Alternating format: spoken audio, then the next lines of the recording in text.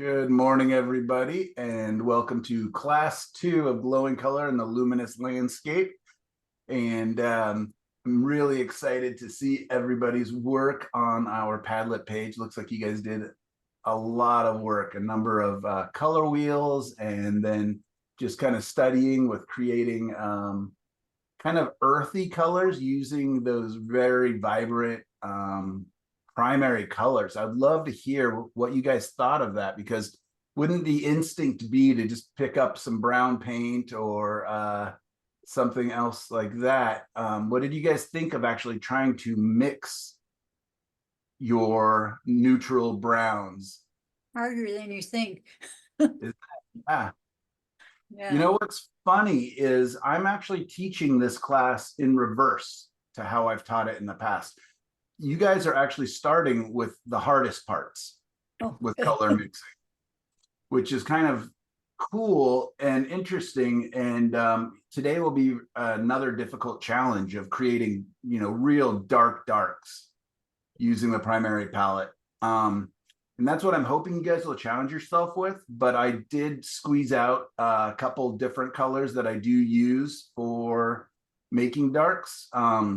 That primary palette, the 2 reds, 2 yellows, 2 blues, is pretty much my go-to palette all the time. But like in today's painting that we're going to do, which is basically a gray painting, black and white almost, there's no reason I wouldn't pull out black or bring out some burnt umber or iron oxide to mix and make my darks a lot quicker and a lot easier. But what I want you guys to be aware of is that you don't need those colors, and that when we figure out a palette that works for us, I'm just teaching you mine, but as you progress and as you paint more, some of you guys may be like using phthalo blue instead of the manganese blue hue, which is actually probably a better color. But like I said last week, the phthalo blue gets me in trouble a lot. And a number of other colors like that. So this is just a suggested list. It's a great starting point. But as you guys continue to explore and experiment and discover your art, you're more than welcome. It's not the best colors by any means. It's just the colors that I use and that make sense to me. And I think it's very important that we get comfortable with a palette. That way, when introducing other colors, we understand the experiments that we're making. I think if we're completely changing our color palette each and every time, it's really difficult to learn. Does that make sense, you guys? Yeah. Okay, great. So I'm going to go ahead. Well, actually, I should ask, would you guys prefer to start with the painting demo this week, or would you guys prefer to start with looking at the Padlet and kind of getting some feedback and talking about what we did this week? Feedback, please. All right, let's do it. Let's pop over. I'm going to share screen and pop over to our Padlet. All right, everybody sees the Padlet page? Yeah. Great. Okay, real quickly again, class recordings are all on the left. I do email those out to you. Hey, Ashley, good to see you. Just finishing dinner? That's great. It's almost too early for breakfast here. So anyways, we got the class recordings here on the left side. The links. So here is a quick thing I just want to talk to you guys about. On Thursdays at basically the same time, 9 till 12, 9 a.m. till 12 p.m. Pacific Standard Time, I am offering just completely extra. This is something that we did with a mentorship group that I used to lead. And we just set some time aside and would meet up and paint.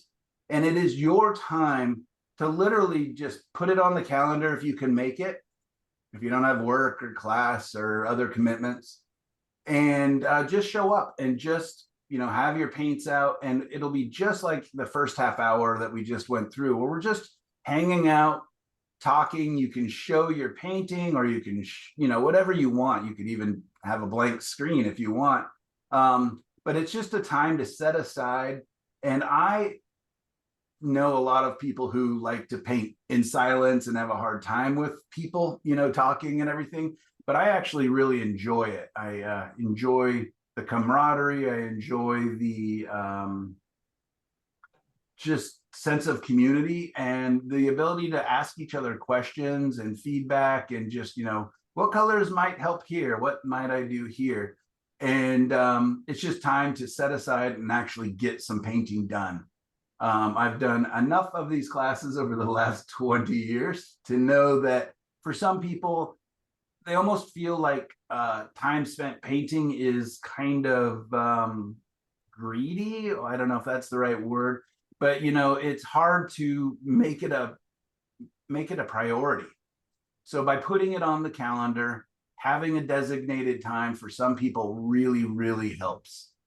For me, like going to the gym is really difficult. If I don't put it on the calendar, I'll just keep saying, oh, I'll do it next hour. I'll do it after lunch. I'll do it before dinner. And then another day goes by. So on my calendar every day, literally, I have what I just call deep work. And I set 3 hours aside because I find that about 3 hours of painting is about all deep focused painting time is about what I'm capable of. It's really exhausting. Some days I am amazed and I'll paint for 8 straight hours. But a lot of time it's about, about an hour and a half. And then I'll take a little break. Oftentimes I'll use that time to answer emails or do some Facebook promotion stuff. And then I'll go back to working for another hour and a half. I do set, I don't know where they are right now, but I have little, oh, here. I don't know if you guys can see my little screen still, but I have these little kitchen timers. And a lot of times I'll just set that for the full hour. And I just do that just because when it's set, that just means I'm working. And so it's like mental tricks that I play on myself. Putting on my smock is another trick that I play with myself. It's just like a doctor putting on a stethoscope, it's just like time to get to work. So anyways, having time set aside that's focused, and I think that we can just talk and hang out. And so is that interesting to any of you? Do you think you guys will be able to make it, or? Yeah. We'll try for sure. Great. Yeah, and you don't have to make it every class. You know what I mean? It's completely a bonus. And there may be days where I can't make it, but you guys can still meet up and paint. So we'll just keep it on the calendar. Every Thursday from 9 a.m. till 12 p.m. We can go a little longer if people are, excited and not getting too hungry or getting too worn out. So anyways, that I'm excited to add that as an option for those of you, again, who can make it. I had to ask the school if it was something we could do because we're using their Zoom. And they were very excited that we were able to do it. And it is a time that the Zoom is available. They also asked if we might be willing to share it with a couple other people from the school that might want to join. So I told them I would like to try it a couple times, see if people actually show up, see if it's useful. But if you guys are open to that, I may invite some other people or even some past students. So anyways, that will be starting tomorrow. Class handouts. I did send you guys emails with the mixing dark and black colors. Are you guys receiving those and getting them as links? So if you want to print them, I do try to keep them around a page. And let me know if you guys are actually reading these, because I'm dyslexic. So writing for me, it takes a lot of time. And it's not easy for me. And then trying to be organized. I can already see I got an extra dot here. I don't even know why. But let me know if these are useful. They do help me to clarify what I want to teach. And, hopefully they're good enough that I can reuse them for future classes. So this week I went ahead and did this one, Mastering the Art of Dark Colors, Exploring Black Paint Using Complementary Colors. And then I also put one together that's kind of a little bit about last week. but also what we're going to be used going forward. So muted colors, right? That's kind of what we did last week, creating browns, or basically just taking these super, super vibrant, high chroma, high color primary colors and turning them into grays, into browns, into, you know, desaturated. So like a lot of times if we mixed our manganese blue and our lemon yellow or cad yellow light, it makes a very exceptionally vibrant green, right? It's a green we all aspire to in our gardens. It's so vibrant and healthy, and but it's not very realistic, at least not here in Oregon. Most greens are pretty muted, meaning that there's a lot of red in them. I actually remember the day that I discovered, and it's not something I learned in college, it's something I learned after college, that I could make hundreds and thousands more greens when I began to add red to it. And all of a sudden the greens looked like I was seeing and here in Oregon. Our greens oftentimes are the pine trees and everything else. And so it's a lot more olivey green, a lot more almost like military kind of camouflage greens. They're not just these bright, bright spring new growth greens, but they're easy to manipulate. So yeah, you guys are getting some really interesting ideas. And then I was thinking about how I come up with mother colors, something that if you've been in my class, we've talked about. And I found it interesting and didn't quite have the vocabulary for how I actually mix my colors. A lot of times what I will do is mix up a big pile of color, quite dark, oftentimes using a number of my primaries. So it's just this kind of neutral dark color. And I realized what I do is I'm almost mixing from the center of the color wheel out.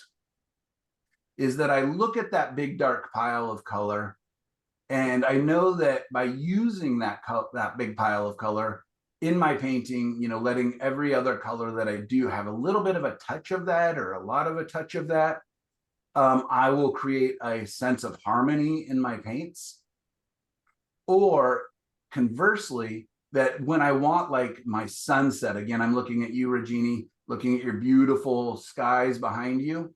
When we learn to neutralize most of our colors and make them more earthy and muted, then our sky colors, or if you were painting like bright flowers, they'll really show up. So a lot of times I'm mixing from the inside of the color wheel out, meaning that I will say, here's the color, here's the big pile, and now I need some of it to be a little more reddish. So all of a sudden I can just introduce a little bit of the reds from my primaries to that, or I need to be more yellowish or more greenish or more bluish or whatever color.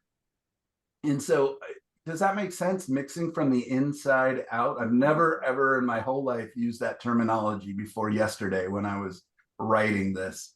But I'm hoping that that makes sense. Do you use all 6 of your colors, or do you just use 3 primaries when you do that?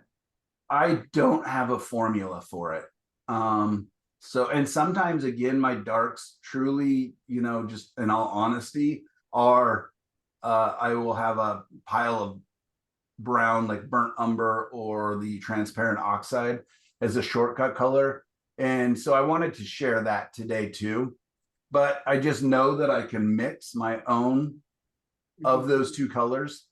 The burnt oxide or the Red oxide. brown or oxide red would mean that it's a more transparent, warm brown color. And the burnt umber is a more opaque brown.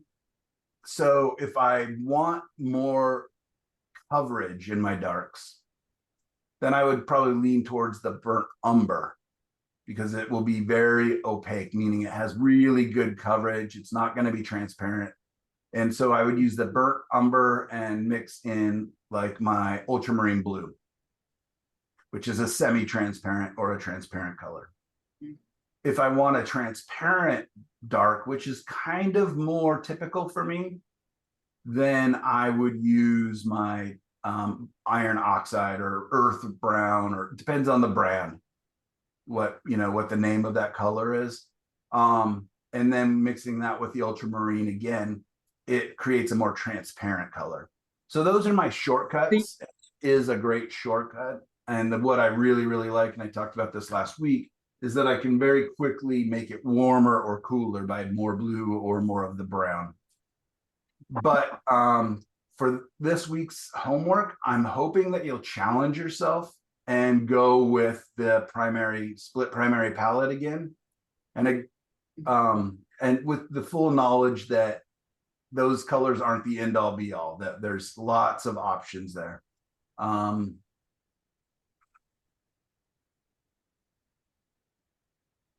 thought I mentioned mixing from the inside out in here.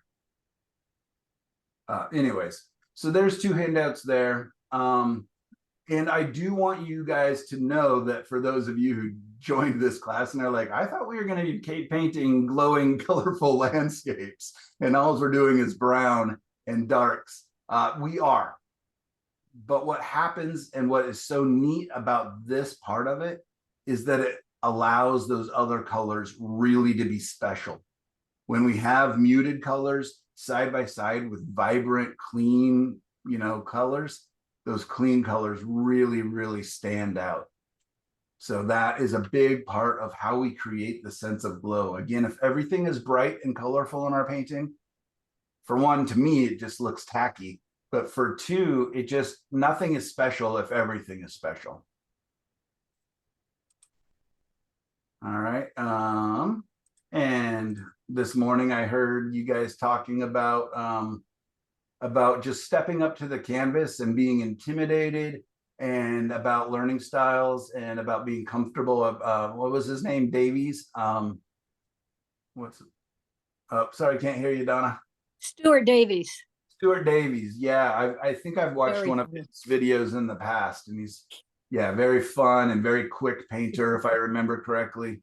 And so just as a reminder, and again, this is difficult to get into our head, especially as beginners, but this is a motto that we used this for my daughter when she was getting sad about school and everything else, or soccer or whatever else, being the new kid on the soccer team where everybody else had played a couple of years, and just feeling like I suck, they're all amazing, and just having to convince her, no, they've played more.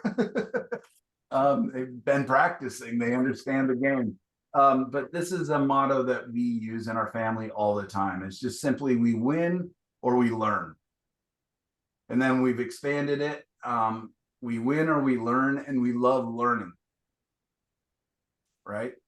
We win or we learn, and we love learning, and learning is winning. So we win or we win. Every painting we win. Every time we step up to the canvas, we win. And just remember that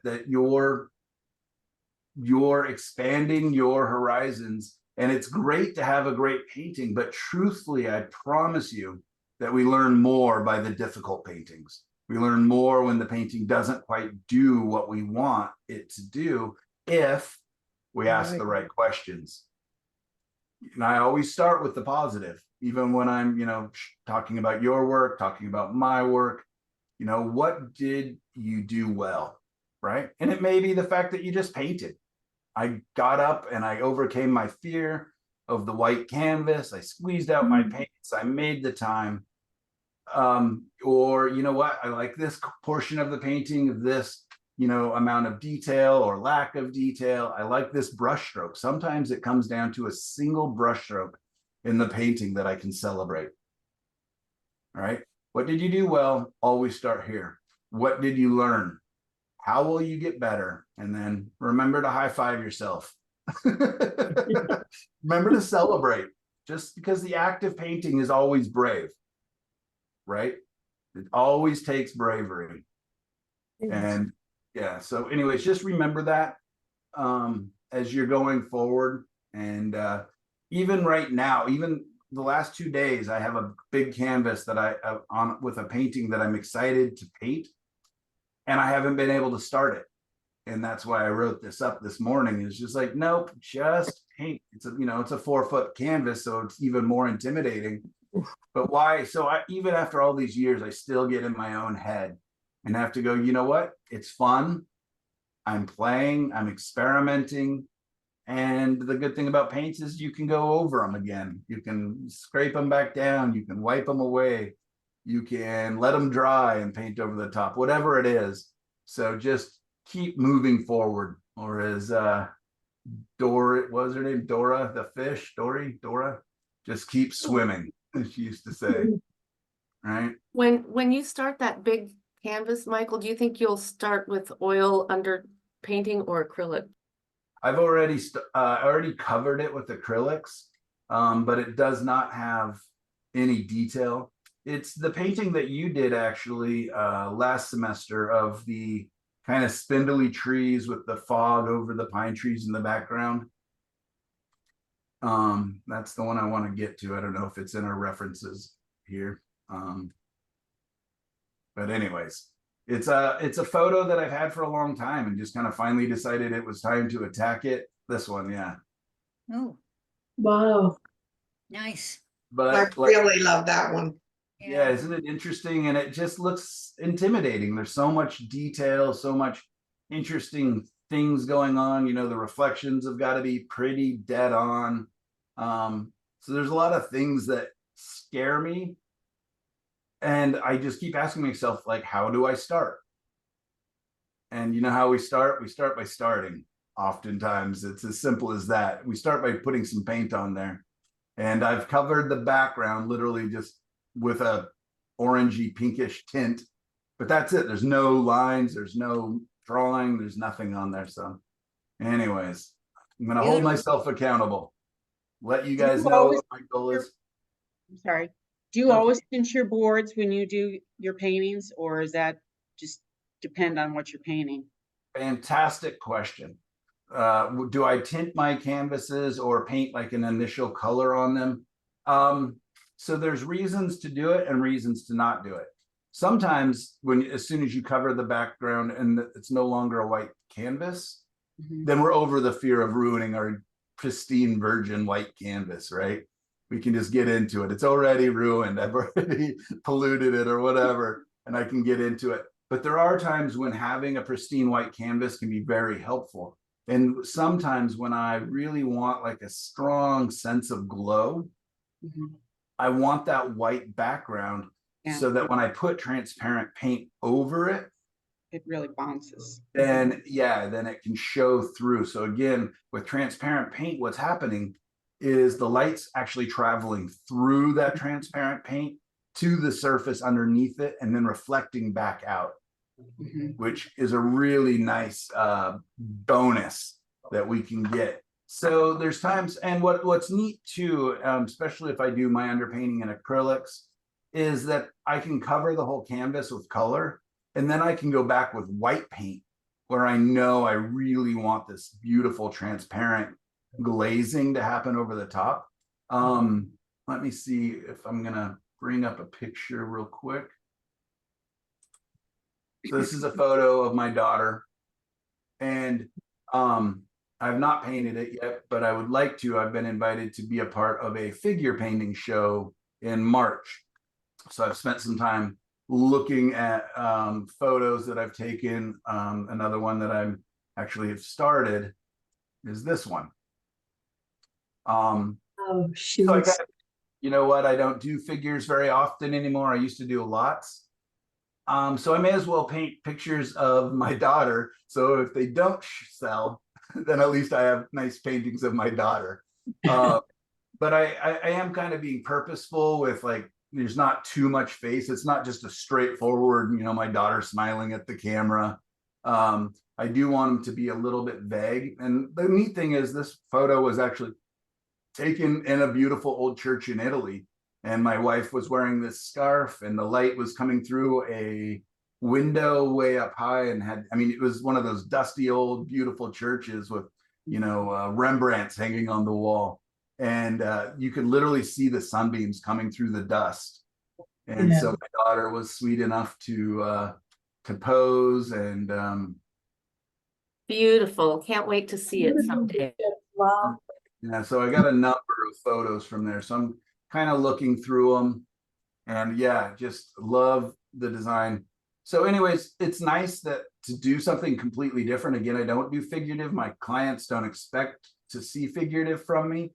And I thought like with this one, I could actually darken the darks and make it so there's only a little bit of light kind of coming around from behind. But okay, so the point of this conversation was there's these beautiful transparencies. Yeah. So there, when I'm doing this, and I may do it as an acrylic underpainting, is I may go back in on certain areas and actually add white paint where I really want, and then I can just go in and glaze some transparent paint in there to really kind of get some of that nice glow. Like, look at her hair. Pretty kid, huh? Nice. Sure is. Beautiful. And a good model. She's always willing to model. Now she's got bright blue hair, but you know. So there's times when I want the white of the surface, and you know, we were showing example paintings. There's a Maxfield Parrish. He is a huge inspiration to me and has been since the beginning of time for me. And that's what he was doing, is there's areas of opacity, meaning darks and stuff or thicker paint, but a lot of these areas that really feel like they're glowing, he was painting them white and then bringing transparent paint over the top. Gotcha. Michael, I have a question. When I used to paint on porcelain, we had regular things that we painted one, and they're not opaque colors. They're pretty transparent colors, but we always painted like a yellow under a red because that made the red come out more. Do you have other things besides like white and? And Well, I mean, just other colors that it's good to use one under the other. yeah, so in fact, I'm gonna paint this picture today twice, ideally. One with transparent darks and one with opaque darks. And the panel, I just grabbed two old paintings that have been painted over with you know, gesso or some kind of a primer. You know, and one of them has a lot of texture, but the other one, I had mixed yellow paint into the gesso. So you can mix acrylic paint into the gesso. Did I mention the fact that I have been playing with some tubes of fluorescent paint that I found of my daughters? Did I mention that in this class? No. All right, let me see if I can find a couple of them real quick. I have a question. Can you make transparent paint out of opaque paint? Yes, I mean, as soon as you add white to it or another color that is opaque, it becomes opaque or Okay. semi-transparent or whatever else. Which year do I want? 2024. So anyways, my daughter's, you know, gone to college, and cleaning up the studio and going through her drawers and her area of the studio, because we shared a studio since she was 4 years old. I found some tubes of old acrylic tubes that were bright fluorescent. They're literally named fluorescent pink, fluorescent yellow. And I just was kind of like, that's interesting, very horrible, you know, kid-like colors. But then what happens if I begin to mix those colors with the other acrylic paints? And so I actually painted this with the fluorescent yellow, and then came over it with the fluorescent pink, and then went over it with darks and other kind of, you know, less bright colors. And it was a ton of fun just to kind of experiment with that. So I do, and I will probably going forward, experiment with what happens if I add fluorescent colors to my backgrounds. Here's another one that had the fluorescent. I think I even painted on this one in the last class a little bit.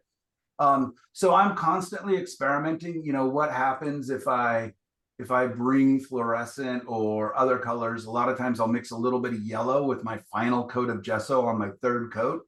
And what that allows me to do is to see where I've painted. Let's see if any of these are that. think maybe this one actually had some really bright yellows underneath it, but I did go back in and add more paint over the top. But I did leave the water and the sky bright white. And then I just did fine glazes. This is an acrylic painting, but I did use transparent glazes using a medium of these really bright, warm colors. This is actually a fluorescent purple that was in that same pack of paint. You know, whether it's good or bad or anything else, I don't care. It's just me playing and experimenting and trying new things. So yeah, I do mix other colors. And again, with the acrylic gesso, you can mix in acrylic colors. So yeah, sometimes I do yellow, sometimes I do a warmish red mixed in. Oh, here's one that has the bright yellow underneath it. I went back and kept making it, you know, earthier and earthier. I thought I was done with this one, but I actually am pretty unhappy with it as it sat here in my studio. So I'll come back in. I thought I had made all these blues and greens a little more vibrant, but they all sank in. So I'm thinking that I'll come back in and actually add some color to this. The other thing is too, when I'm doing my black and white acrylic underpainting from time to time, oh, this one's got fluorescent orange underneath it. You can kind of see that. But there are times when I will do a black and white underpainting and I'll just take one acrylic color, red, blue, whatever it is, and mix that in with it just so that So it's not white. so it's not white. Like this was done and I used blue mixed in with it. So it's got all these blue colors. And then where I knew I wanted to add some color, I left that much whiter, much brighter, much lighter. And then I came back in after it had dried for a couple days and used oil paint to just very thinly glaze in some of these pinks and little hints of yellow to play off those cool blues. Does that make sense? Yeah. Okay. Good question. This is another one that I used just a touch of burnt umber with my black and my white, just so there was some areas of warmth. I intended to go back in and paint over this with oils, but I'm glad I didn't. I actually liked it so much as it is. This is a diptych. It's actually two 24-inch by 24-inch panels. And it was interesting kind of to paint them at one time, you know, putting them together, but I hadn't intentionally built them so that they could be sold separately if we needed to. So each one I tried to make a design that would work individually, but luckily it sold as it is, as a diptych. And that was actually the first painting that sold in my last show, and my first full acrylic painting that I've ever sold. So kind of interesting, fun challenge. All right. Thank you for that question. And all right. So in the painting example, some of you guys are sharing work by artists that you respect, look up to, or inspired by. And next week, we're actually going to be doing something more in this vein. We're going to be doing higher chroma and using contrasting colors. You see how these warm yellows and oranges really sing when you put them against these muted purples, right? If these purples were super, super, super bright, these colors wouldn't play off as nicely. And it's kind of cool too, because it looks like we're sharing some interest. Like this one is a bit on the strong side for me, but it sure is beautiful. And when I look at paintings like this, it makes my brain go, oh, what if, what if, what if? You know, how could I take what I'm seeing and learning by looking at this, and what could I do in my own work? Really like this one. And in fact, I literally took this idea and kind of this color palette, and I'm doing a painting with this in mind, because, you know, looking outside, it looks like this the last 4 days. I'm like, I never paint snow. I never paint ice. Let's play it up. But how do I make it interesting and not just dreary? Oh yeah, these vibrant skies. So thank you to Lisa for sharing these. And then I want to say thank you to Ashley. Also, she posted about her right at the very end there, somewhere Ashley mentioned artists that I've never even heard of. Ivan, and I'm not even going to try to say his last name. Ashley, do you know how to pronounce his last name? It's Iwazowski. Iwazowski. All right. I've never seen this artist before, or at least maybe I'd seen his work, but didn't, accredit it to a certain artist. So that was a lot of fun after reading what you wrote, or just mentioning his name, going online and looking up some of his work. I'm blown away. It's beautiful, and it's always fantastic. That's Finding a new fantastic. artist, isn't it? And then look at this. I was just like, wait, that's literally what we're going to be painting today almost. So that's pretty neat. Yeah, Russian painter. He's known for storytelling and bringing in. So, some of these are more straightforward landscapes, but he does have some really. But anyways, I thought this painting and the painting that I want to be working on today are great. They really go together well. And what I want you guys to see in this painting compared to the photo reference is look at the color. He does have some yellow. His darks are blue. He's got some pinks. He's got color in the reflection versus the reference that we're doing. This looks like almost like a black and white photo, doesn't it? Yeah. I did go into Photoshop today. Oh no, not on Photoshop. I did go into an editing software, which is a free, super simple image software, and brought out some color. And so what I did was just basically told it to put the chroma, meaning the color saturation, up a little higher. So a little bits of green started to pop out in the surf. There's a little more warmth around it. If we compare it side by side, you can kind of see some of the differences. I lightened up some area in here. And so I can share this if you guys would rather work from something with a little bit of color versus almost black and white. I think that would be helpful. Okie doke. I will pop that in there. I'll do it right now so I don't forget. And this one. All right.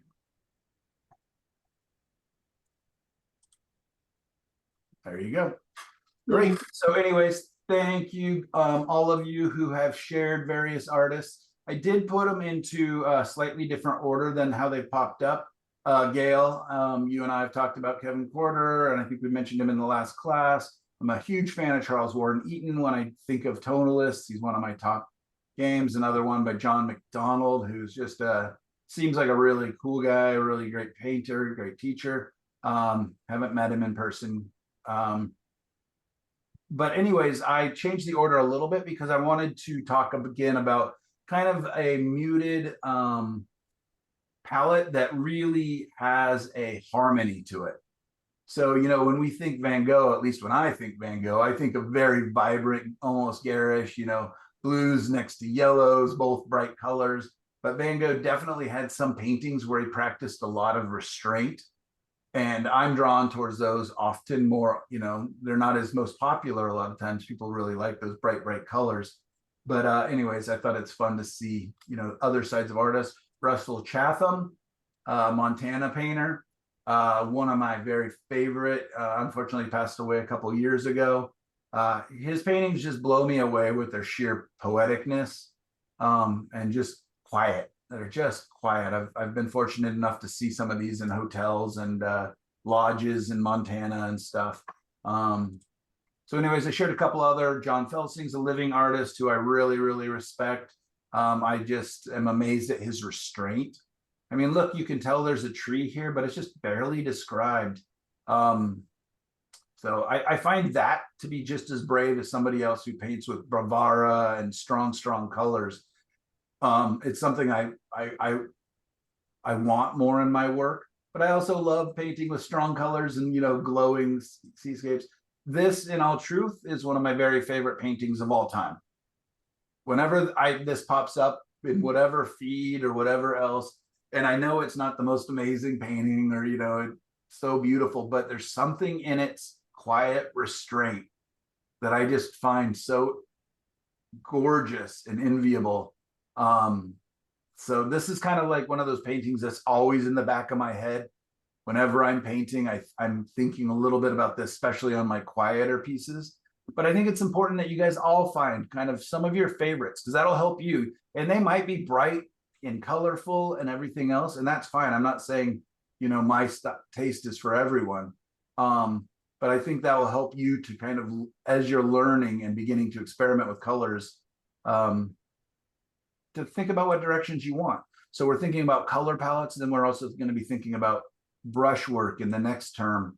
And, you know, do you like the Monets and the Van Goghs and, you know, really strong, powerful brushwork, or do you like, you know, quieter, more subtle, softer brushwork? And that's just, it's helpful to keep in mind. All right. Thank you, Michelle. This was beautiful. Just the colors of the different colors of the moon. I think you said it took like 9 years to get all these colors on there. That purple's outrageous. Yeah. So that is a really neat piece of art. Yeah. All right. Phew, long introduction. I promise I won't spend so much time going over everything that's in the previous portions of Padlet. We'll jump to your guys' beautiful work here a little faster. Ashley, I saw shared a lot. Ashley, you have been very, very busy. I really appreciate all your hard work. And I actually want to start here, because I think that this leans in towards that we win or we learn and we love learning aspect. So Ashley, do you mind talking a little bit about this painting and kind of what you did and why did you do it twice? I actually did it 3 times. I did another one today, but it wasn't any better than the last 2. And it actually took longer, and I got more frustrated. So, and I just finished it just before this class. So this one, what did I use? Oh, I wrote it down. So just 4 colors: 1 blue, 1 yellow, and 2 reds, a lighter red and a darker. Yeah, and I Red. see you using Pyrrole red there.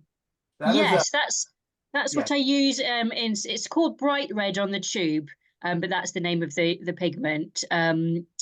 It's actually the color responsible for Ferrari red. interesting. Paul? I always Pyrrole. Pyrrole, I guess. I don't know. I might have spelt it a bit wrong. Sometimes I spell it with 2 L's and 1 R. I don't know, but that's what it is called. Yeah, that's what they use for coloring Ferraris. Yeah, and it's a red, in my opinion, that leads a little bit towards the orange. And what Yes. I love about the color is, instead of the cadmium red, for one, it's cheaper, and 2, it's non-toxic comparatively. But the other thing I love about it is it's transparent or semi-transparent, whereas the cadmium red, when I really want to make bright, like let's say the bottom of a cloud where it's catching the light, and I really want that bright color, but I want the transparency, I can't use the cadmium, because to make it lighter, I add white and it becomes pink and cooler, right? So the Pyrrole red is a really good option, and something I may lean towards in the future more. I've actually got my first actual tube, because before that all I had was a little tiny sample tube of it. And when I squeezed it out the first time, I'm like, oh, it's ketchup. It's literally like Heinz, is that the right word? Heinz ketchup? Yeah. It's got that kind of, you know how ketchup's a little bit orangey and a little bit warmer and kind of dark. Would you say that so, Ashley? Well, see, I've never used, because I paint with my hands usually. I've never used the cadmiums, so I actually don't know which one it's equivalent to. I was going to ask you that. It's either equivalent to medium or light cadmium. Oh, yeah, it probably exists between the 2, and but it does go warm, in my opinion. It leans a little bit more towards the orange. Yeah, it's an interesting color, and I look forward to experimenting with it in the future. Can you talk a little bit about what you mean when you paint with your hands? Yeah, usually I literally paint with my hands. I saw you said you put on like a shield on your hand, like a lotion or something. Yeah, it's called barrier cream. So it's a bit. It just feels a bit like I don't know. I can't remember what the word is now. Like E45 cream. I don't know if you've got that over there, but it's by Winsor and Newton. Yeah, And it's called Art Guard. Yeah, because I do not like wearing gloves very much when I paint, Mhm. even though I know I should be, especially because I do use mediums quite a bit. And So, the so medium, it makes it a lot easier to wash your hands afterwards as well. right. The only thing I've heard is if you so it protects against like mediums and paint, but I think if you get solvent on your hands, that can still go through. So do you not use other tools? Yeah, so in these two paintings, I made myself use brushes. I didn't have a very fun time with it, to be honest. Beautiful. Because I find using brushes annoying and hard. And I also use like a corner of a silicone spatula Yes, as do I. Yeah, for like the white bits. So that's and like, carving into these grasses and things. yeah, yeah. I love like this little area right here is so beautiful. Like those shapes that you're making are so interesting. And that's by wiping back away with the rubber, I'm guessing. Yes, which I find works a lot better than like a metal palette knife or something. Or a clean brush is often what I'll use, is a Ah. brush with nothing on it, no medium, no anything, just a dry brush, and come back in and it'll pick the paint back up if I, push it. And that's what I love about this whole painting as a group, right? We're all learning. We've all got high roll. I learned about a new artist. We're learning about wiping away with the rubber spatula. And that's what's so great, you guys, is we're, Ashley is now the teacher, right? You're sharing with us and we're all learning from each other. And I think that's just so neat because with 15 of us, there's so many more experiments being done than just my painting. So I appreciate your sharing all of these different things. Do you, some of these older paintings then that you shared, are these actually painted with your fingers? Yep. So pretty much entirely. And then I think I used something for the like just that bit of waterline, like maybe a silicone spatula and just sort of booped it on. So cool. Yeah. I love that. I want to try it. Yes. And you can wear a glove, whatever. But yeah, these are beautiful. Actually, they're very quiet, very subtle. There's definitely a romanticism to them, a poetic romanticism that I personally love. I think that, this is something that I have a group that I meet every Sunday morning and we talk, and it's a group of 5 artists. And we're talking about the fact that none of us paint direct anymore. None of us are just copying photos any longer. Everybody's professional in the group and everything. And it was something I hadn't really thought of, but the copying photos is fantastic. You learn so much by just trying to replicate a photo.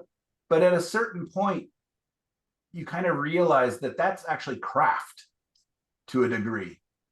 That just replicating a photo is a craft, meaning that you're getting the skills, but you're not using your heart. You're not using your subconscious. You're just literally trying to copy the thing. So I love the idea of painting with our head and our heart. And I can see your heart in here. I can see your, I can see into your soul, and it's a little more personal. And it's if we were all just copying a photo exactly, neat, the one who gets the closest to the photo wins, but when you are bringing in whatever it is that inspires you, whatever it is that lights you up, whatever it is that makes you excited, and then you're bringing in your memories, you're bringing in your emotions, you're bringing in what I say that there's journalistic painters and there's poetic painters. And I spent a lot of years as being a journalistic painter, building up my skill set, learning how to mix colors, learning how to, replicate line and shape. But at this point in my career, I'm not that interested in anymore. I'm much more interested in bringing out whatever it is in me and sharing it. And, you know, whether that's just because I want people to, I don't know. But anyways, I see a gorgeous, I mean, Ashley, these are really neat and really heartfelt. And I appreciate your sharing these. Beautiful. Yeah. And this helps me so much, kind of, again, when I'm talking to Ashley, I can say, you know, let's lean in more. Let's bring more Ashley into it. And some of you guys are, I can say, you know what, I see your reference and I see what you're going after, and we're learning about shapes, lines, color mixing and everything else. And I can say, you know what, if you want to get that green that's in that photo reference, here's how we can do it. The paintings like this, Ashley, are harder for me to teach, right? Because I can't say, Ashley, this does not represent what's in your heart and soul and, you know, subconscious. But I hope that for a lot of us, and maybe that's why a lot of you decided to study with me, is that you like a little more of the poetic side of what I do. But anyways, really neat, really fun. I appreciate you sharing this. This is ridiculous. And okay, so then you did number 2. Tell us a little bit about what you did well and why did you do a third one? So for that one, I increased the palette a bit, and to get more of those like cool kind of misty, the coolness in the misty tints, because you can't really do that with alizarin. I don't think it would make a nice, I don't think it would make a very nice misty color. And I wanted the darks to be a bit warmer, so I swapped the 2 reds, and I still wanted to just have Indian yellow to sort of showcase that. I went crazy with this grass effect brush, as you can see, Yeah. which was quite fun actually. And I paid a bit more attention to the skyline, because I thought the trees looked a bit evil in the first one. They looked a bit like, not soft, I don't know what the right word would be, like a bit like apocalyptic almost. Yeah, so I would almost love like a combination of this foreground and then the background from the other one, because I think that I actually think I like this foreground a little better personally. But yeah, the I background. like that was actually that good. waterline better as well, the far waterline.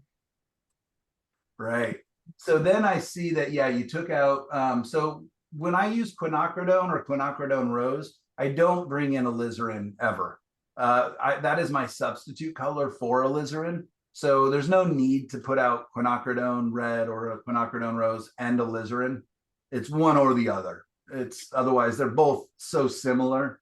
But I do believe that quinacridone rose or quinacridone red or quinacridone magenta has more versatility, in my opinion, than alizarin. I'm sure other teachers and other instructors would argue that, but yeah, you don't need it. But yeah, these trees are much more interesting and relaxing, and they also just fall back into space much nicer.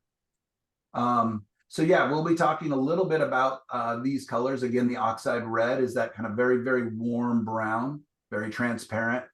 One of my favorite colors.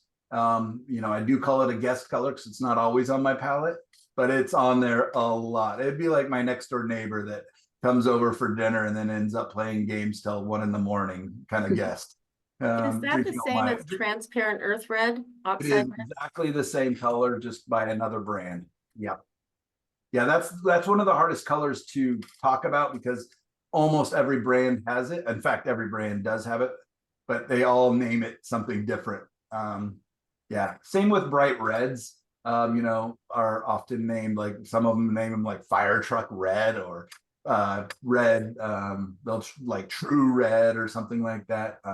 Anyways, fantastic. And actually, if it's not too uncomfortable for you, in your introduction, you talked about the fact that is that okay, Ashley, to bring that up? Oh yeah. Yeah, Ashley here talks about the fact that you got diagnosed as autistic later in life.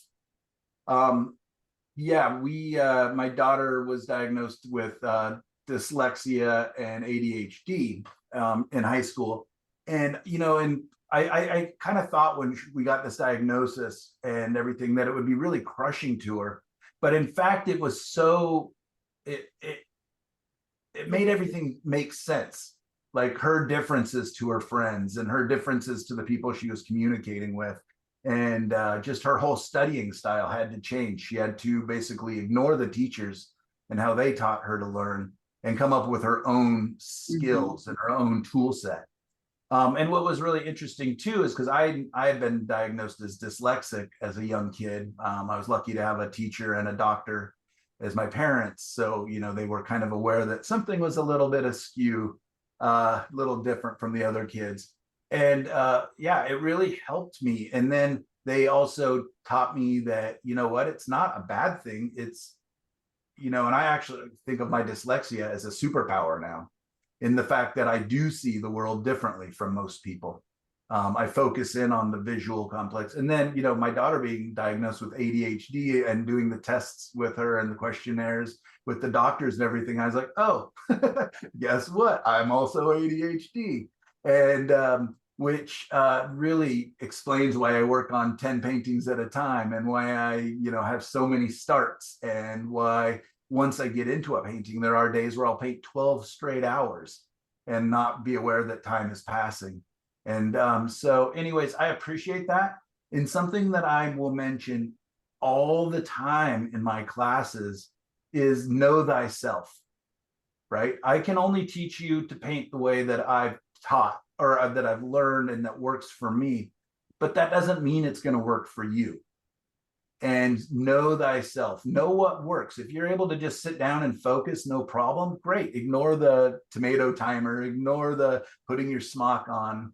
But for me, sometimes getting started is the hardest part because everything else in the studio is so shiny and exciting, you know.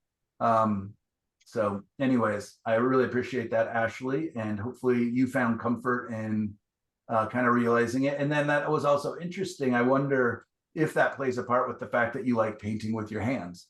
If there's I think it definitely does. It's like some sort of sensory feedback loop that wants completing. And if I use a brush, like my brain, like I start to, just after a while, I start to feel a bit like itchy or something. That's all, the only way I can describe it. Just to know. Yeah, and again, know thyself. What tools work, what don't, what, you know, when I'm presenting all of this to you guys, again, like the colors, you know, take what works, replace it if it doesn't work for you. Same with painting techniques, same with everything else. If you take my next class on brushwork, it might be a little bit interesting for you. Brushwork and fingerwork, I'll rename it. But anyways, this is ridiculous. I almost got mad when I saw this, Ashley. It's so pristine. So perfectly rendered and done that I'm literally just gonna make a copy of this and use this as the example going forward. It's so nice. Mine is so messy and chaos and poorly planned. Really neat. Can Yeah. you label the colors? Yeah, so that's actually not finished yet. I need to fill in that line thing, and then I think I'll upload another picture. So the Indian yellow ones are down at the bottom, on the middle and the right. I use cerulean is the lighter blue, and ultramarine the darker blue. And what red are you using? So the lighter red, it's kind of hard to differentiate the two actually in this picture. So I will write it on. I've got Pyrrole red and quinacridone rose. So I did another color wheel this week because I did it with phthalo blue, quinacridone red, and Indian yellow. And it's so interesting. They're all just so dark. So then I had to do another color wheel of what happens if I mix white, a little bit of white into all the colors, just so I could even see what the heck was happening. Otherwise, it's just all darkness. But yeah, I'm still experimenting, and I find whenever I like think of a new color scheme or you know, new palette that I might want to play with, I'll quickly do a color wheel, or I'll quickly do a couple line charts. I think in the email I sent out, I showed some of the little color lines that I had done, just experimenting. And I just find that, you know, that takes 5 minutes and it just gives me a better understanding. I would rather experiment on a piece of paper beside the surface than directly onto a new painting. So Wait, how did you make the little sphere? Oh, that was the that grey. Oh, so that's Michael demonstrated that little ball on his Right. palette. But it's so perfect. Did you use a brush or your I did finger? use a brush for that. And the rest was finger painting again. I did a little bit of linseed oil first, so that way you can the colors will stay more transparent. You can do them a bit thinner. Yeah, really neat. I feel like I've spent so much time talking to you, Ashley, but I think we've all learned a lot from this, including Yeah. yourself. Yeah, way to go. All right, Diane, we're waiting for you to share something here when you get home from Palm Springs or when you get a break and you're tired from swimming and golfing too much. All right, Cheryl, no time. We'll try to do it next week. No problem, Cheryl. I understand that life gets in the way, but I appreciate this. So Cheryl is another person that I've been thrilled to have in the last class and in this class because Cheryl is an acrylic painter and paints with acrylic opens, correct? Yes, it is. And so I'm learning from both conversations I'm having with Cheryl on the side, on emails and different things. And so I'm learning from you as well. So tell us a little bit about what you got going on here. Well, what I did was I tried to do what we were doing in class and make the things meet, but I find I have trouble seeing what those colors are. And we can talk about that some other time, how I see color, but at any rate, then I put white in around the corners there so that I could see where it was going. Correct. Yeah, good. So that's what I did with these other ones. I just kind of picked the random ones and ran them together to see what kind of colors I would get. Nope, I don't want to do that. And that thing down in the corner, I once learned to do something with swirls to see what colors would come out of 3 different, but I can't remember how to do it. Yeah, interesting. I was trying to find the pen tool because I wanted to put some eyes on this little guy over here. Yeah. Very cool. Well, I appreciate that. So, I mean, definitely this is probably more important than, doing the landscape, is just kind of learning our colors, especially since that's what the class is about. I have a number of students who do use different types of palettes to lay their paints out, especially if they're coming from the world of watercolor or anything in their background. I do find palettes, I mean, it's a nice way to keep your colors clean, but mixing in these kind of things is very difficult. So I'm hoping that I don't mix in it. Okay. Great. I just wanted to make sure because yeah, I've got a lot of students that will show up, to the first class or two with something like this, and then they've got this little teeny tiny mixing area, and I'm just like, yeah, you need a big space to really move. I have a lot of those containers, and they come with a clear lid, so I just spray a little water in there and put the lid on. Perfect. Great. I just wanted to make sure. All right, tell us a little bit about what you got going on here in these gorgeous earthy greens and browns. Well, my friend Andrew Orr, who I've known for many years, and he's an excellent artist. He does Viridian and burnt sienna and then adjusts it with all these other colors. And that's mainly what he uses in all of his landscapes.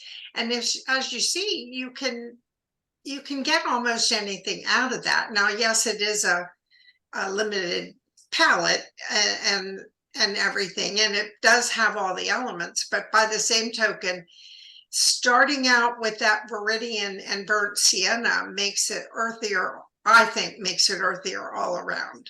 No, 100%. And it almost speaks to what I was talking about mixing from the inside out. So he starts with his earthier colors. Even Viridian's a very bright, transparent green. It's a gorgeous color. I almost think of it as a reddish phthalo green. Yeah. I don't know what its actual makeup is, but yeah, then he's tinting or adjusting those colors using the strong colors that we would think of on the outside of the color wheel. So yeah, Right. this is exactly the kind of what I was talking about today, about mixing from the inside out. And a little white when you need it, but not very much. Right. I'm trying to remember, because it's been several years since I did this with him, whether it was light yellow or medium yellow, but the other two are the same. Great. Yeah, that's really interesting. Yeah, I have Meridian, done some really good things with this, but other times I have just, it's crashed and burned. So right. I still want to work with it. And I know What's like the UMB stand for? Ultramarine blue. Okay. trying to remember the name of an artist. He's a tonalist, living tonalist painter. But he starts his paintings with kind of a viridian or a phthalo green and burnt umber as his preliminary kind of lay-in colors, and does a lot of the wiping away. Dennis Sheehan. Okay. I've only tried it one time, but yeah, very good. And then you shared some of your beautiful previous work here, so I'll let people kind of take a glance. Beautiful. Look at that. It's already got such a nice glow to it, and little peaks of light, and yeah, beautiful. Oh man, we're gonna do some fun stuff this class, I can tell. So anyways, spend some time, you guys, get on the Padlet, comment, give feedback. All right, Deborah, are you here?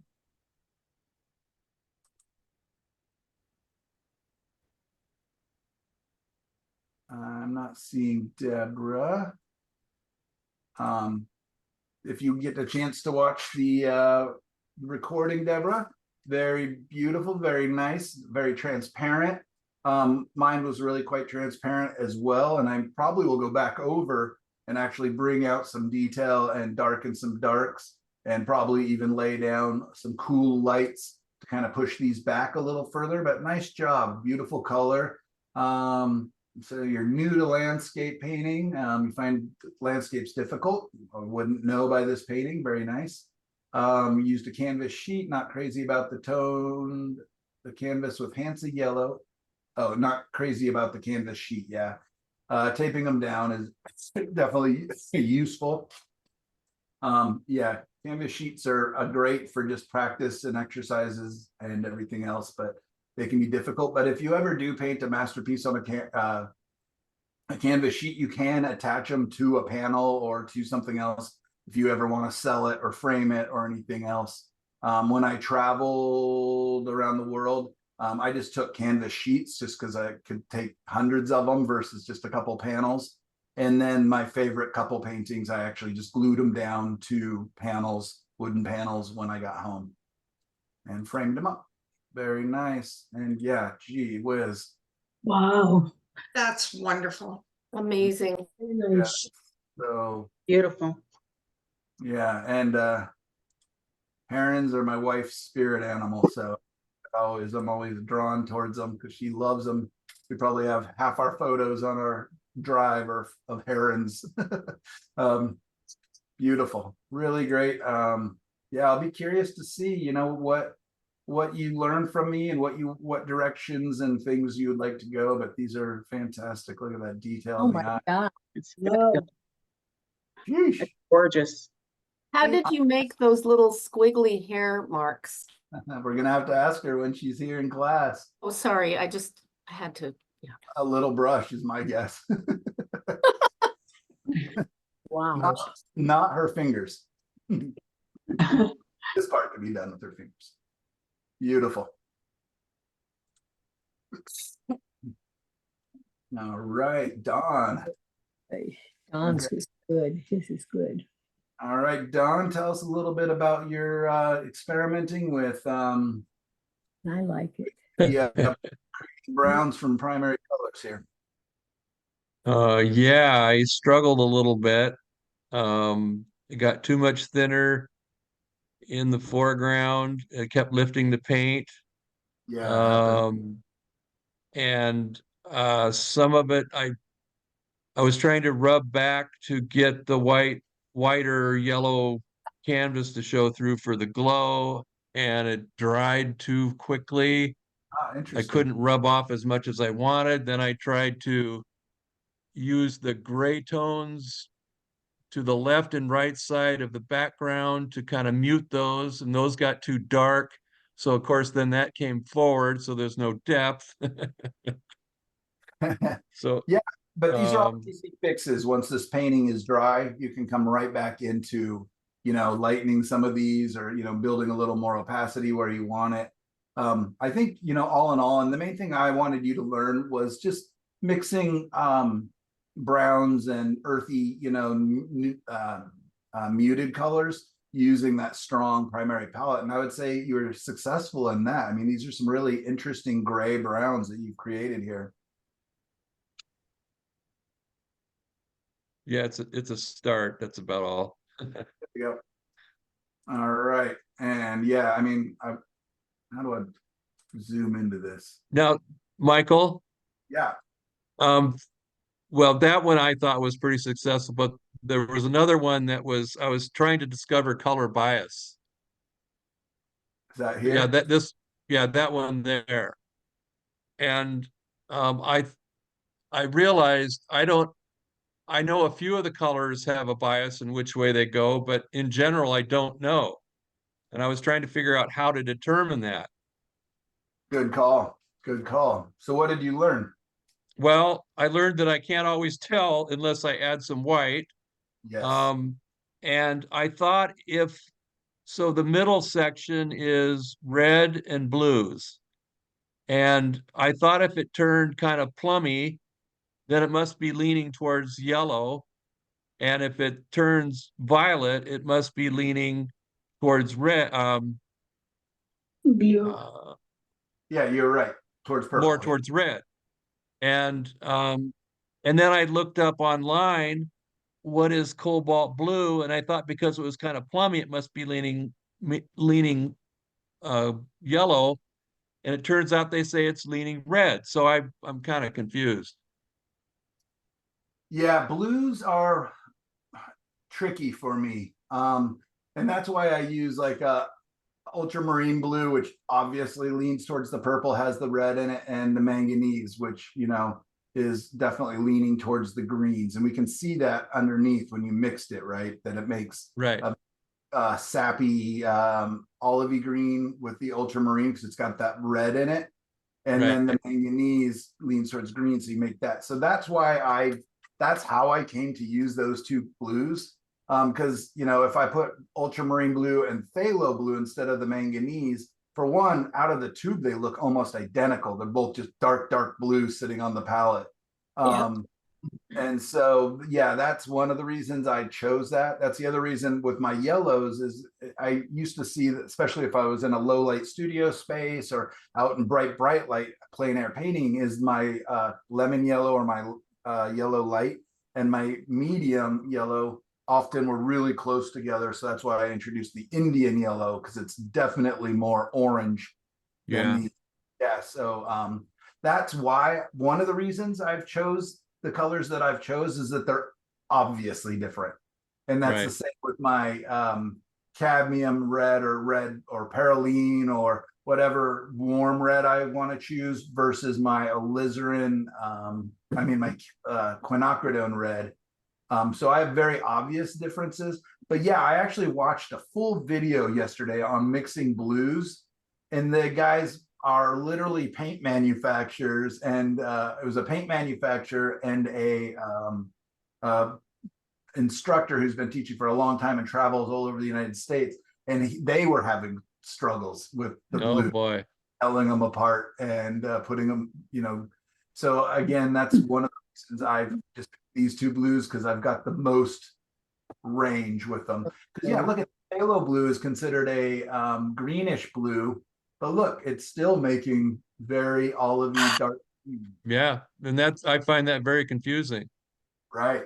So stick with these two. Stick with Yeah, me. But no, I agree. I think what that told me is stick with the two blues I know a little better. And if eventually I could bring in one of the others like cerulean or whatever, I'll do that later. yeah, but why? Why would you need that? So here's, you can Right. almost see it in your chart. These two colors combined literally creates almost cobalt. Sure. Cerulean, that's a very dark cerulean. Usually my ceruleans are lighter than that out of the two. But I can make my manganese become cerulean, at least with the cerulean that I'm used to, quite easily. Okay. Make cerulean become manganese. And that's Yeah, again with these are all gambling colors. interesting. I haven't bought cerulean in probably 10 years. So I really don't know. It looks different than I remember it. I remember it being quite a bit lighter and almost kind of a grayish light blue. In that video that I was telling you I was watching yesterday, they were going gaga, going crazy for cerulean. They just think it's Yeah. best sky painting color there is. But Yeah, my sister's an artist, and I was struggling with my David Mensing copies and trying to make a bright blue, and she says, "Well, use cerulean," and so that's why I bought a tube of it. But I'm not that happy with it. yeah, I find cerulean to be slightly grayed down already compared to at least the manganese, and it's easy for me to neutralize my manganese. So, anyways, yeah, blues are a big trick. So yeah, that's why I stick with these two personally. Okay. Michael, Until you get more and more comfortable with them, and then, like you Sure. said, you could introduce one or the other. And it supposedly phthalo blue can become manganese blue because manganese is a phthalo derivative. And manganese blue hue. True manganese blue is not, but it's really expensive and kind of rare. So yeah, but this is all very interesting. Appreciate do you use manganese blue or manganese blue hue? manganese blue hue. For And do you one, know do you know the Go- pigment code for that? do I know the code for it? Yeah. Can look it up. I've got it right behind me. Don, that cerulean blue looks warmer than the cobalt blue to me. Just looking at it on your Okay, page, it looks a sure. little bit more yellow if you look at it. Just look at it through squinted eyes. It looks like it has a yellow or something in it. Yeah, I can't remember what I looked up on the internet what it said. I originally called it a yellow bias, and it Yeah. looks like I stuck with yellow. The cobalt, originally said it had a red bias, but Yeah, it does. they actually on the internet it said it had a yellow bias. So Well, I think the cerulean definitely has a yellow bias to it. well, it seems to make a pretty strong green, not as Yeah. bright as manganese, but but the green that was created with cad lemon is pretty saturated dark green. Yes, it is. It's nice. That's a nice green. So just to answer, the code for the manganese blue hue is PB, like peanut butter, except for if you live in England, you don't eat peanut butter probably, but 15.4. And I guess I should check what's phthalo blue. That's let me grab to the phthalo blue real quick. So phthalo blue is, oh yeah, PB 15.2 instead.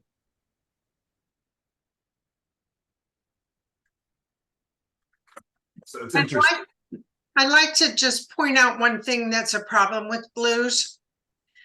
When I had my cataracts done, the replacement lenses have a blue in it to protect your eyes from certain other things.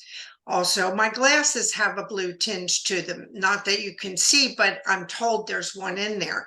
So it makes me wonder what other things affect how you see blue. Isn't that weird? Yeah, and men especially have a difficult time seeing blues and greens properly. So yeah, that's an interesting observation. Yeah, and we all do see color slightly differently. Except for me, I see it perfectly, but just kidding. But I did take the Nike color test and got 100%, and they're saying that men almost never get 100% on the color test because it's pretty difficult. But What's the name anyways. of that test? It's Nike put it out. It was doing the rounds about a year ago. It's for their color, what do they call them? Anyways, the people that do the clothing and shoes and stuff. Is that the one where you have to pick which way it's Yeah. leaning? Yeah, Put them in order. yeah, I did that one. I don't And then- remember how I did. It was a while ago. Right. I'm gonna go ahead and skip forward, Don, just because we're gonna have to keep Yeah, moving. go ahead. It looks like you've done a lot of really fun and interesting things here. Man, yeah. So you guys, I mean, this is fantastic, Don. Oh, wow. Very nice. That's one of That's yours? actually the view Very from my nice. house when I got up to take my dog out a couple weeks ago. Ah, well, that's why we're all coming to paint at your house soon. Beautiful, Don. Man, lucky. Beautiful. That's the photo. Yeah. Oh, wow. It's much more muted. Yeah, but what So fun. I'm hoping to take what I learned from this class and go back over that painting and mute it out a little bit. Sure. I mean, the biggest thing, just quickly looking from the photo to here is the dark of here on these background hills. See how much lighter they are in value Sure. in the trees. And that'll help it. Because right now, if we were to look, it almost looks like they could be connected as far as values. So that'll Sure. help that to fall back. But gorgeous. I mean, really, I love it. Beautiful. Great. All right, Donna. Yeah, you can skip over me if you want to save time. Well, I would love Oh, to hear about what you got going on here. This is amazing earthy color. Ah, I was just trying to do dark, you said to, play around with darker colors, so I was trying to get some darker colors that I would like. you're cheating. You're skipping ahead. That's today's. I- Just was fiddling around with a few things and, Looks like you could learn so much from doing this, though. This is really neat. yeah, a lot. I've learned a lot already. It's amazing because I didn't know anything about this stuff and it's fabulous to do these. It's funny. I look at it and I'm like, oh, there's spicy curry, and over here, I don't know why I started thinking like food and cookies and different types of colors, but very nice. And yeah, so when I mix from the middle, looks like pizza now.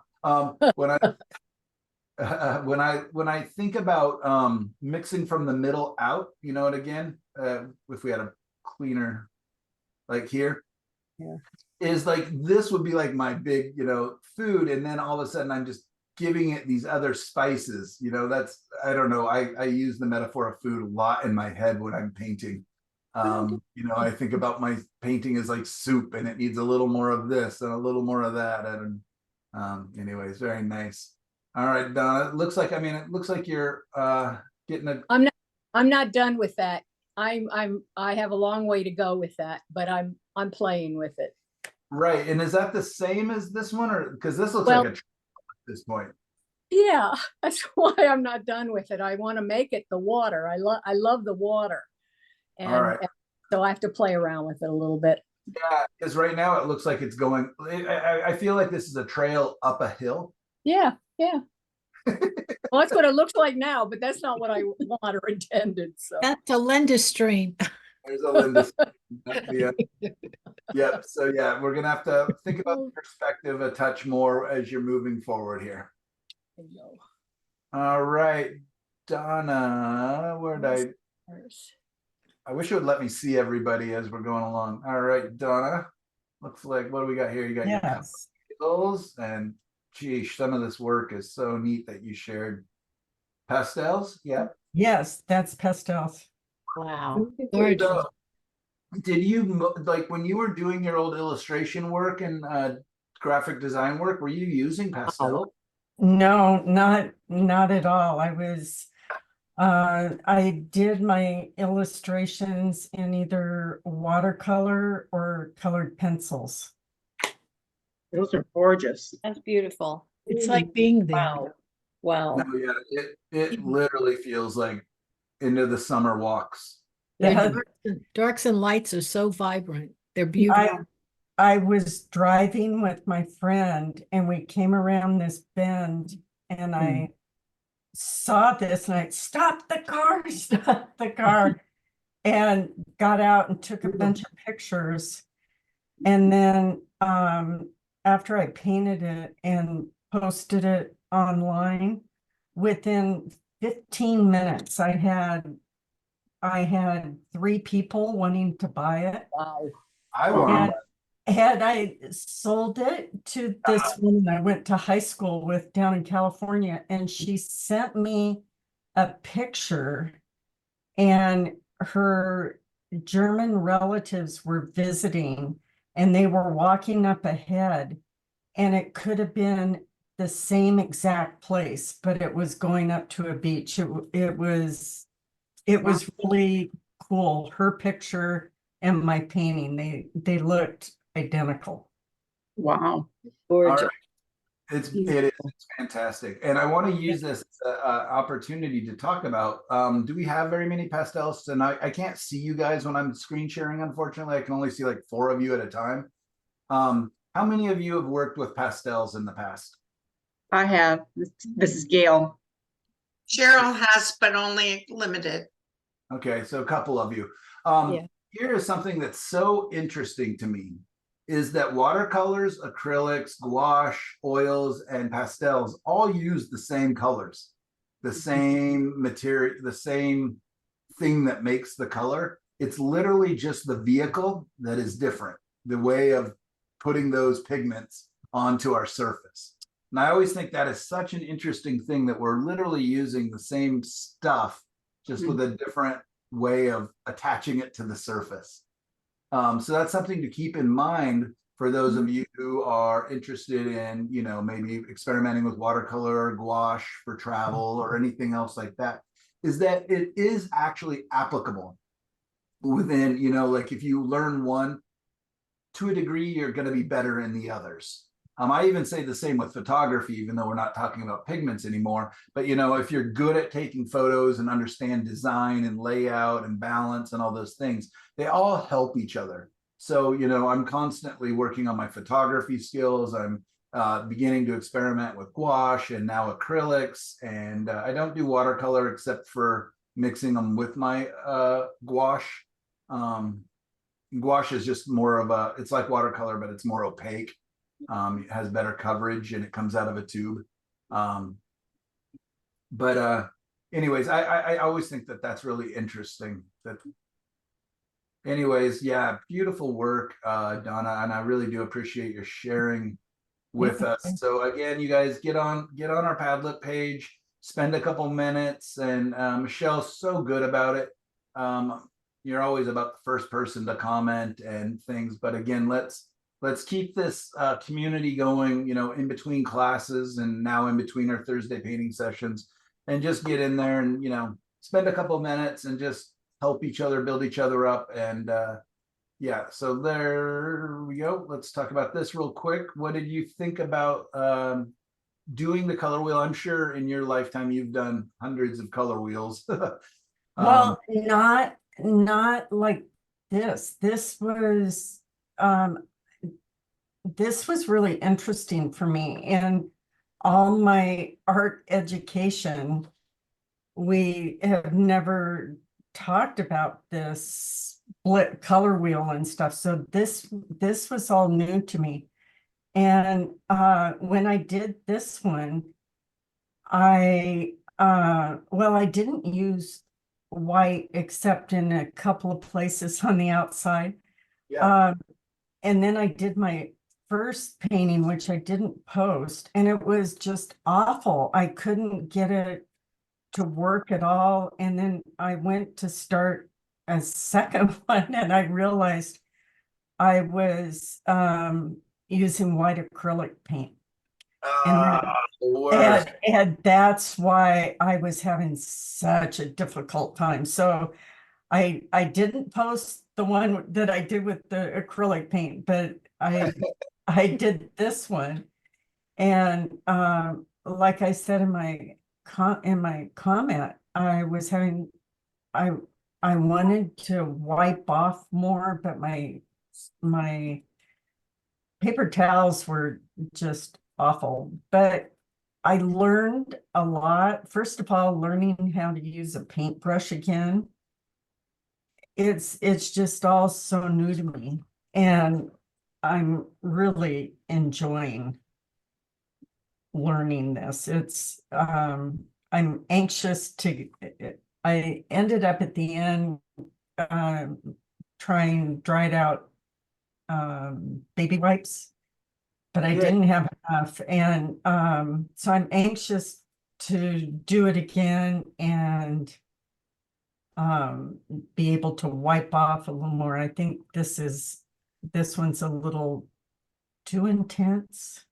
I mean, it's beautiful, but I would suggest too that going forward, you may, if you do like the wiping away method, you're either going to want to put a couple more coats of gesso to get rid of a lot of this tooth, or that's the other reason I paint on panels usually, is I just don't like how it makes this kind of weird pixelated Yeah. wiping away. Or what I'll do is I'll do the wiping away, but I'm using this as my underlying sketch. And then I'll come back in and add more paint. Otherwise, yeah, it just kind of looks like, you know, I don't know, this texture is always bothersome to me when I do the wiping away method. There's a reason that having a canvas is great because it, you know, it's absorbent. It also grabs the paint off your brush really nicely, where a slick surface can be really slippery. So yeah, very nice. I think this is, you know, definitely has a lot of beauty. When I squint my eyes and I no longer see all these little, you know, dots, it really does have a nice feel to it. It really, I mean, there's a lot of beautiful glow and kind of a penumbra, you know, that red, almost like glowy line that happens around objects when the sun is hitting them really strong. So very nice and beautiful colors.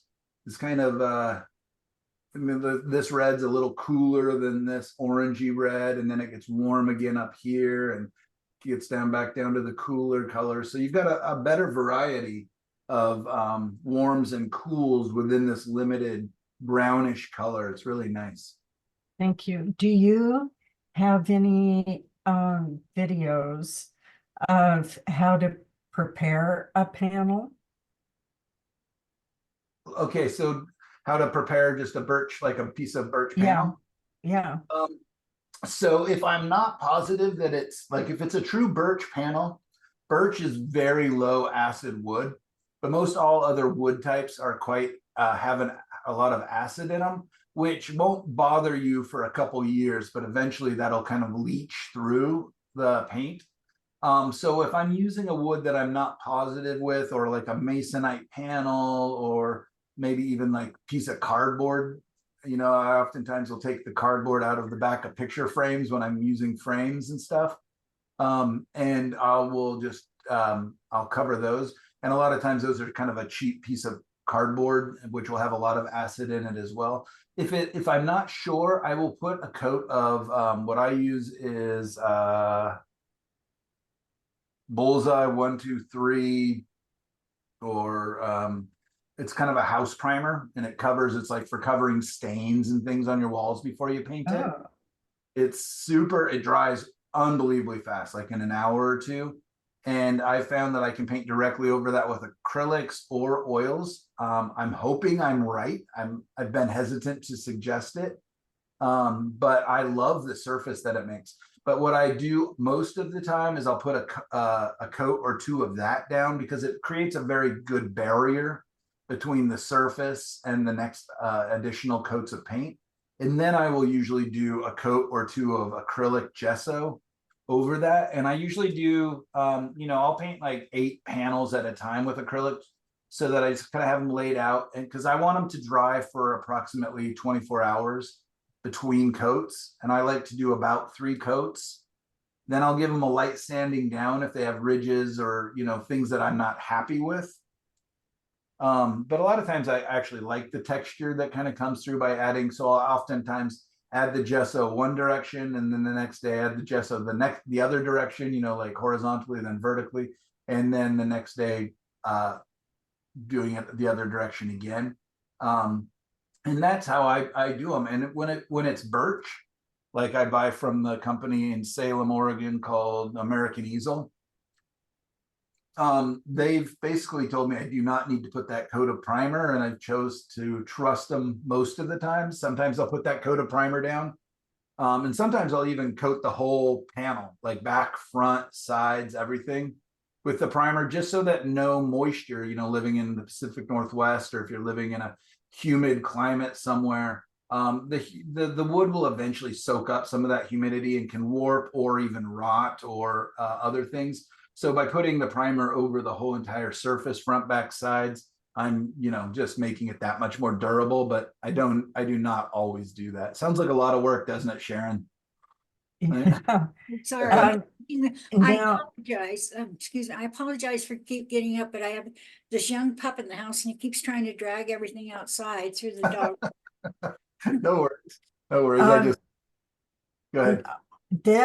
What I used was, one of those cheap canvas panels. Yep. Do you ever do a layer of gesso over those to get it smoother so it doesn't look like that? Yep, I do. I usually add 2 to 3 more coats of gesso Oh, on okay. as well. They come with one. Sometimes you can find them triple primed, triple gessoed, and those are a lot smoother. But yeah, I generally do. And another reason, Donna, that I do that is because I actually have a specific brand of gesso that I like. It's not too slippery. It's not too absorbent. It just kind of feels right. It's what I'm used to. And so, I can suggest, it's just a Liquitex gesso, and I don't use the pro level. I use the student level. And I just find that I like that, but it's also what I'm used to. So, some people do like a more, a harder shell. But I Okay. like, because of the wiping away, I like the fact that it's a little bit absorbent. And so that yellow stains it, but I'm able to remove it quite easily, Okay. and it's cheap. I can buy a, huge bucket of it and go through it. So yeah, so I do buy a bunch of these cheap panels, and I just treat them as I don't sell them, or if I do, I sell them very inexpensively, because I just don't think they're going to withstand the test of time. They've got cardboard on the inside of them. They've got glue on them. I just don't think they're a super archival, even though they'll advertise them as archival. I don't quite trust it. I've seen enough of these for sale at Goodwill that are, 20 years old, and they're falling apart. You turn them over, they got black mold on the back of them, and they just don't age really well. So if I do use these, I either just use them as experiments and something to play on and try different things. And so then I know I'm not going to sell it. So it frees me up, right? I can just go crazy. But if I do paint something nice, then I will actually prime the back of it as well. Use a coat to make sure that it's watertight and protected. So there are times that I do sell because there's times I accidentally paint something really nice on it. Or will write on the back study and sell them inexpensively if somebody's really excited by them. I think Linda, you've bought 1 or 2 from me that were on those surfaces, and I think that's what I wrote, is just kind of study, practice for, whatever painting or something like that. And but I believe I painted over the backs of all those, so there should be much more protected. Okay. Michelle, I think you also own one of those. So great. All right, gang. I do not mean to shortchange anybody, but we are only halfway through, and we're already already halfway through the class. So what I'm going to do next week is I'm going to start at the end and come back through. Hey, Shauna posted. All right. I'm going to start at the end, and we're going to come back through this direction next week. So just so you guys know, I'm, not picking on anybody or ignoring anybody. It's just that class is too short. Who would have thought a 3-hour class would be too short to see everybody's work? But again, go through, comment. I mean, so much neat work. I mean, so much cool stuff you guys are doing. I really appreciate the hard work and everything else. And I don't think we need to, discuss everything, everybody's work every time, because I think a lot of it would be, a little bit repetitive. but beautiful, you guys. I do very much appreciate what you're doing, what you're sharing. And let's go ahead and take a 10-minute break. You can hear probably my voice getting dry. I need to go get some more lemon water here. And then I'm going to pop up to the easel and we're going to talk about today's lesson. How's that sound? Great. Great. All right. See you guys at 11:20 our time, or 20 after, wherever you're at in the world.